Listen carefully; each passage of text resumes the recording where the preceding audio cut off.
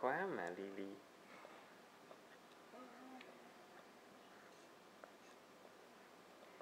Lily eating purple yam. Yucky, yucky, yucky mouth. Yucky mouth. Ghê quá. Yucky mouth. Ui trời ơi, không thấy cái môi con đâu hết á. Yucky mouth.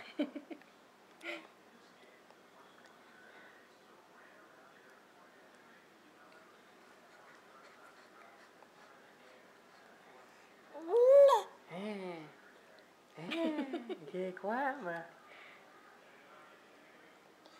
Yucky, yucky mouth.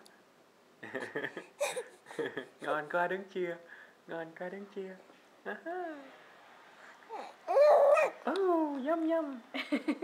Yum yum.